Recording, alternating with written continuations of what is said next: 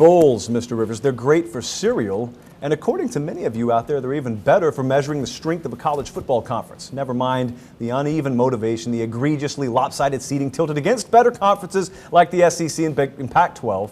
Now let's just revere bowl results as the end-all, be-all anyway. Humor me here, Mr. Rivers. How many teams from the Southeastern Conference made it to a bowl last year? 12. Yeah. How many of those 12 faced a team from another conference seated lower than they were? Only 2. Yeah, the conference still went 7-5, as I recall, but that didn't stop trolls from taking a torch to the idea, the myth of SEC strength. Some of us around here have told you, even in the years where the SEC dominates bowl season, ignore bowl results for about 25 perfectly good reasons. Pay attention instead to games with actual meaning. And that brings us to week 1, a number of high-profile neutral site games, kind of like you'd see, I don't know, in bowl season. Bama, Wisconsin, Auburn, Louisville, A&M, Arizona State, South Carolina, North Carolina. How'd those turn out for the old decrepit, past its prime, fading in the rearview mirror SEC? It's funny how that works out in the regular season. We know he threw 3 interceptions, and 2 of those interceptions were very poor because they were pressured.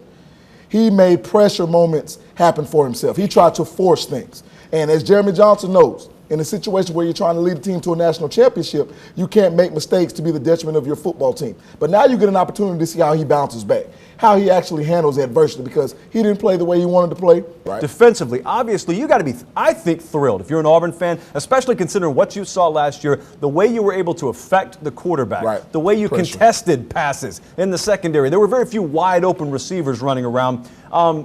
You know, based on what I said about Auburn in the last few weeks, this game, aside from the emergence of Peyton Barber, pretty much played out how I expect a number of Auburn games to play out this year. Much improved defensively. Offensively, some issues that I don't think people expect with Auburn, because I don't think that this offense is going to operate based on the standard that people have created for Auburn. And offensively, and we'll get to defense in a second with Alabama, offensively, they executed at a level that far exceeded my expectations, regardless of who started this game at quarterback, because of what we had heard from this quarterback battle and nobody kind of taking it by the throat. I expected an extremely conservative game plan, and I'm fully convinced that's what they wanted to carry out. Early on, though, Jacob Coker making good reads, making good decisions, making good throws. I think he earned more rope as that first and second quarter went on, and they ended up being very effective in the pass game, but still with a lot of missed opportunities, still with a number of uncharacteristic Alabama penalties. So a lot to build on here. Defense was what you think defense will be with Alabama. I thought the offensive precision in week 1 far exceeded what I expected to see from Alabama. And this Kenyon Drake and Derrick Henry combination, and the reason I say it's a combination because you'll put them on the field at the same time. There's no, hey, Kenyon Drake can come in for Derrick Henry. They can do that also. But you saw what Kenyon Drake can do in a string game on a 3rd and 22 or what have you, pick up 30-something yards, and Derrick Henry can bust it up the middle and nobody can catch him either. I think if they commit to running the football, these 2 backs could be one of the most dynamic in the country. The Georgia special teams really stood out to me, though. We'll just run through a number of things that caught our eye here. The Georgia special teams, much maligned has that unit been in years past. From kickoffs to especially coverage units, I stood on the sideline for the first half of this game. It so stood out.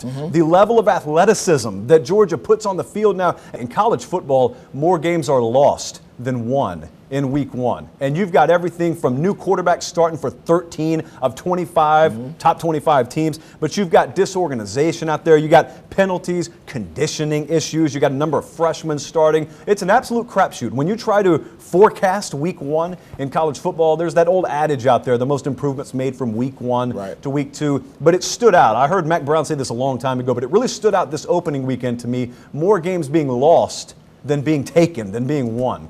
Texas A&M really stood out to me. Everybody talks about the way they play defensively. I think they were fast. I think they were physical, which is great. But the quarterback situation really stuck out to me because I saw neither Kyler Murray nor Kyle Allen be affected by one another being switched out or the mistakes they made. Offensive line.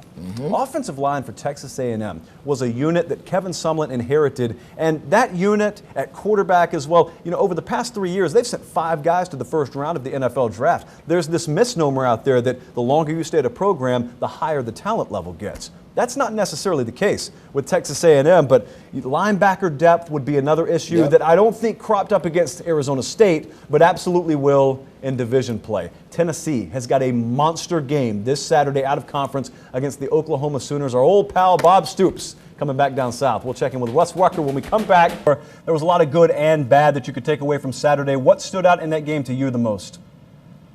Well, I think from the positive side, the way Tennessee, used that pace on offense was pretty unreal. They've gone fast the whole time Butch Jones has been in Knoxville, but, to have 8 touchdown drives and have the average drive be 1 minute and 52 seconds, that's pretty crazy. That's Oregon kind of fast right there. That's pretty impressive.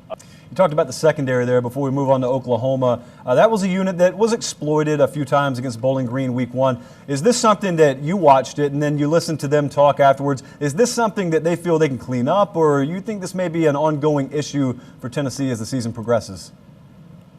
No, I think they can clean up a lot of it. I don't think they can clean up all of it because, Daryl McNeil, a senior safety, might be out for his career with a neck injury that he suffered in preseason. And then, you've got Rashawn Galden, who's their starting nickel, and he's going to miss the whole season after having foot surgery for a broken foot there. So, I think that they've got a couple of small issues there, because I thought going into the season this is going to be one of the best secondaries in the SEC, and I still think it could be a pretty darn good one.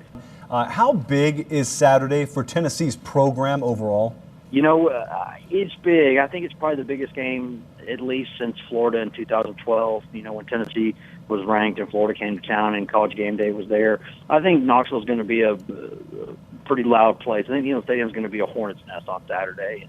Wes Rucker, GoVols247.com. Anything and everything you need to know about Tennessee football, I would argue anything and everything you need to know about life can be found on that website. Wes Rucker, please behave yourself this weekend. We'll talk again soon. I make no promises, but I'll do my best.